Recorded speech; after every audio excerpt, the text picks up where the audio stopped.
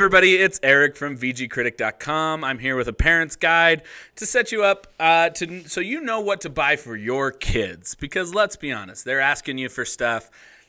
You may make a mistake and buy them a super inappropriate game just because you didn't know enough about it. So we're here to fill you in and help you out because we've played it, we've seen it, we want you to know what's the best buying option before you go ahead and purchase.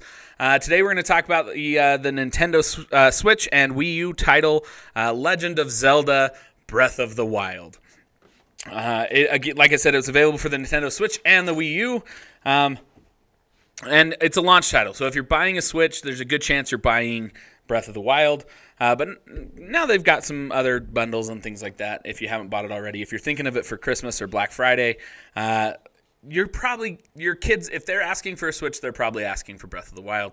So let's fill you in. The game is a story. It follows the typical Zelda format of not being about Zelda, and playing as Link, the hero of Hyrule, and he awakens after 100 years of sleeping and doesn't remember anything, and he gets little bits and pieces of information about the kingdom of Hyrule and how it's being taken over by the enemy, Calamity Ganon.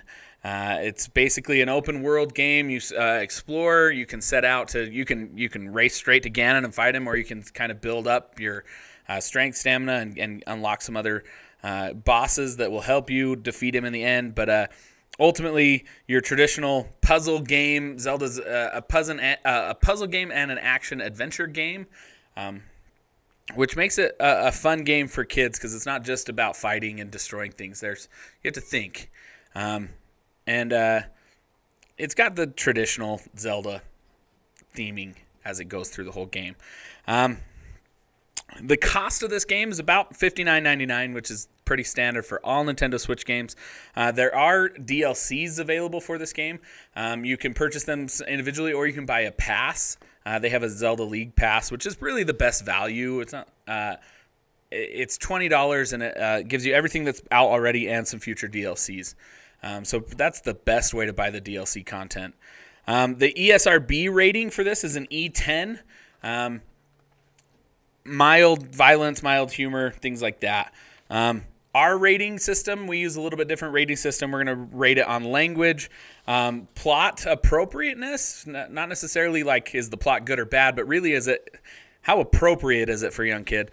Violence, nudity, gore, and drugs and alcohol. We're going to rate it on a 5-point scale, 0 being none, 5 being a whole lot of it. So language, there really is none. They added voice acting to this game, and it's not bad. But I know there's been no swear words, nothing like that. Everything's been family appropriate the whole game that I've played through, which is most of it. Plot appropriate, it's fine. You are fighting, so I gave it a 1 out of 5 just because there is some fighting. There is one town where they don't allow men into it, so as Link you have to cross dress. That was a little bit it's not bad. It's more played for humor than anything in the game. But so I gave it a 1. Violence, it is a fighting game. It's not like overly brutal or you're not cutting off heads and blood and guts are going anywhere. When you do fight, one of the interesting features of this game is if you kill an animal or you kill something, you usually get something in return. So like if you have to hunt in this game, part of getting energy back is hunting and cooking food and eating it. And so if you kill a wolf, meat will appear on the ground. If you kill a bad guy, sometimes the bad guys will leave like fangs and teeth and bones that you can use to cook with or to make elixirs. And so that it's not bloody or gory, but there is some violence and there is some okay, I killed something and here's some meat. So I gave it a 2 out of 5 on that. Nudity rating, there really is no nudity. You can put Link into his boxer shorts and have him run around basically just in underwear. So I gave it a 1. Nothing super inappropriate, but you can opt to have your character be in very little clothing. Gore, again, it leaves guts and things down, not blood or anything. So I gave it a 1 just because you can pick up a goblin fang or things like that when you kill things. So I gave it a 1.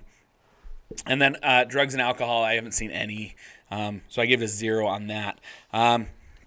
Making it rank very child-friendly with a total score of 5, if I did my math right, which I did. 5 out of 30, so very low score. Really, it's I wouldn't say it's for way little kids. It's way above. The plot is probably above young children's level. But really, 5-6-year-old, the earliest, could play this game up to any age. My 5-year-old daughter actually really likes this game. The other thing as a parent that we care about is am I going to get my money's worth out of this game? And so we're going to talk about, does the game keep its value? What's the replayability? Because sometimes we hate when we spend $60 on a game and our kids play through it once and never touch it again. This game can be replayed because every time you play it, it's going to be different. I mean, you're going to try different stories. You're going to try different ways of getting things. You can remove things out of the way. You could speed run it. You could really just go in and deep explore the world. It takes hours and hours and hours and hours of gameplay to 100% the game. It's really different. I mean, there's all these little seeds and puzzles and things like that. Honestly, it's a great value for a game. There's lots and lots of ways that you can replay it over and over and over, and it's different every time. Plus, they're adding new DLCs and challenges and quests. So, bang for your buck. It's a great bang for your buck on a game. It's a game that's going to last for a long time. Who's this game for? Who should play this game and who shouldn't play this game? Really, we said 5 is probably good. There are some scary elements to this game. At night, some skeletons pop out. So if your kids scare really easily, it's probably not for them.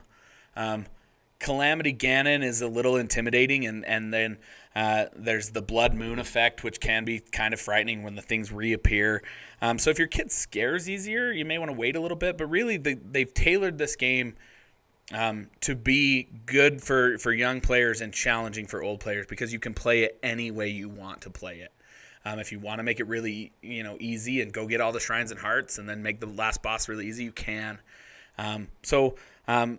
It should be able to be played by young children and experienced gamers all around. Should you buy this game? I think so. I think it's safe for kids of all ages, and it is a great purchase, and you'll be well worth your money, and there's nothing there that you really need to worry about as a parent. And that's it from us. If you want to buy it, there's links in the description. If you want more information on games, always come back to VGCritic on YouTube or on our website, VGCritic.com. And if you're really interested in lots of other stuff we have on the site, we got some fun video game challenges and battle reviews and things like that, and we debate topics. Hit the subscribe button. It's well worth your time. That's it for me and from us at VGCritic, and see ya.